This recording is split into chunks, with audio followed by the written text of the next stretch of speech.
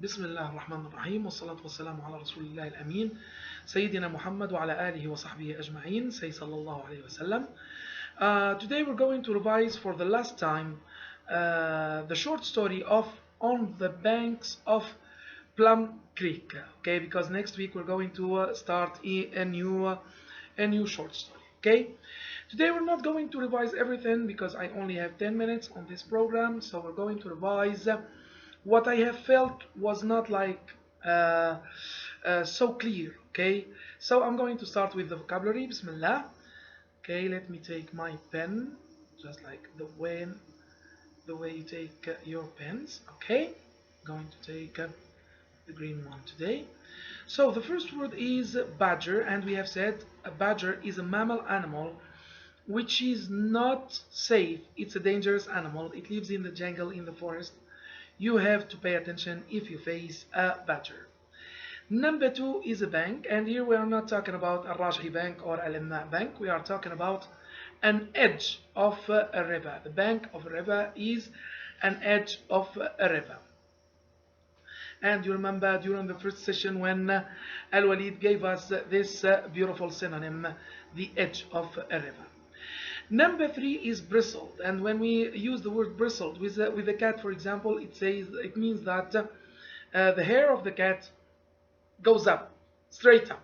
That's the meaning of bristled. Number four is jointed, and this is the meaning of jointed. Look at those fingers. Now those fingers are jointed together. Number five is patched, and you know when you go to play football and you fall on your leg, God forbid, you're going to have a hole in your jeans, and your mother is going to patch it with a patch, and we're going to say that jeans is patched. Number six has two meanings. Ruffled. We talk about a ruffled skirt. We can use it with a flower, for example.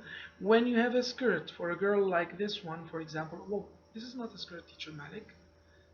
Yes, this is a skirt, and it's like this. That's the meaning of ruffled. Okay, and ruffled means to something which is not tidy. Okay, the hair is ruffled. It's not tidy. Oh, I don't have hair. Okay. Number seven is rushes, and here rushes means those tall plants. Okay, you can find in a river, and Mary and Laura used rushes to do what? To create or to invent necklaces. Let's move on. Okay, so here I have the words and I have to use them in the right place. She wore a skirt to the party, and here when I said she, I meant Cinderella. That's why here you can use patched, because Cinderella at the first time she went with a patched skirt, and you can use ruffled. Both are true. So the badger, of course, dashes into the hole. The cat's hair. What happened with the cat's hair? Bristled, of course, when the dog came near. The boy wore. You can use ruffled jeans, and it means jeans which are not tidy, because we said here, and the dirty T-shirt. And you can use patched. Both are true. Patched or ruffled. We sailed the boat up to the edge, the bank of the river. Okay.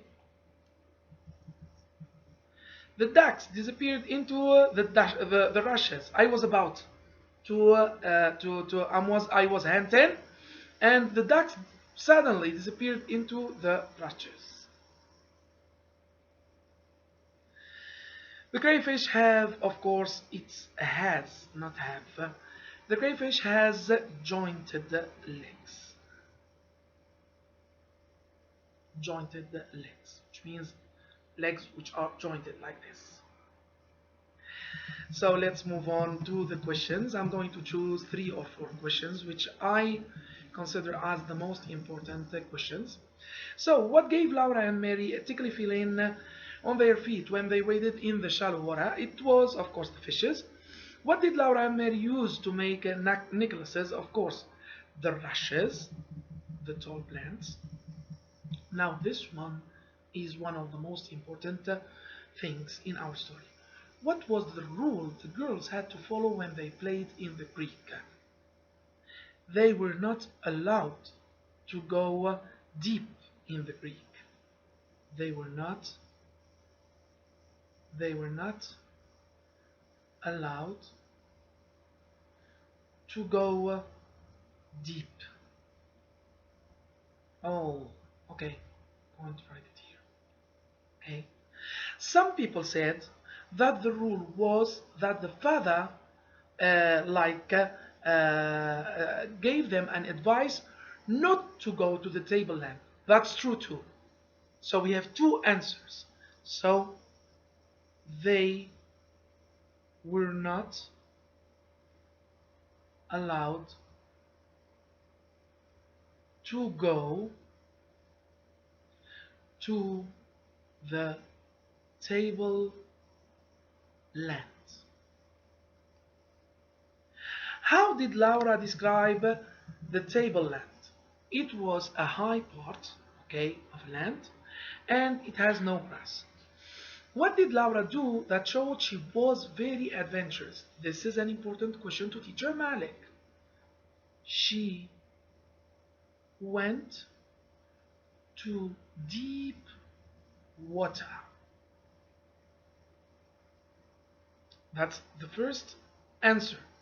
The second one, she went to the tableland by herself. Okay, that's an acceptable answer too. I would accept both. See my boys? What happened that scared Laura when she went in too deep? When she went in too deep? Of course, her father was ducking her. Why did Pa give her a ducking, not a dunking? This is a C.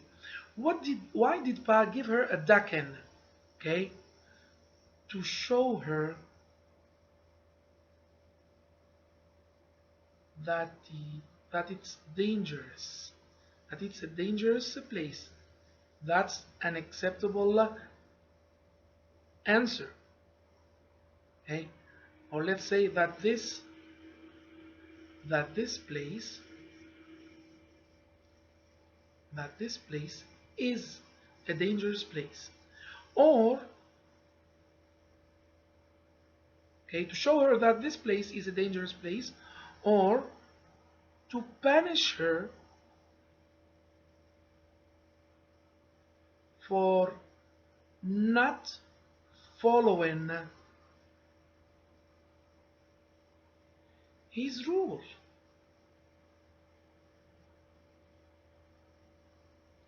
What response did Laura have to Pa's ducking? Two responses. The first one is the real one, because she was really scared. The second one, the word that she said, but she was a liar. She said, oh, okay, no problem, do it again, Pa. But she was lying. She was so scared.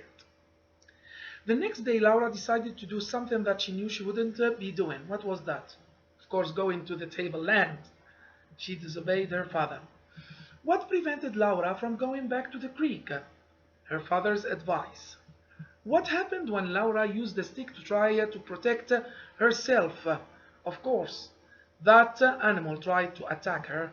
And the last one, what is the theme of the story? The story is about family and obeying your parents. Thank you so much. The moral lesson, of course, I don't have enough time. Quickly, the moral lesson is to obey your parents. Please do obey your parents. Do obey your parents. Goodbye and thank you.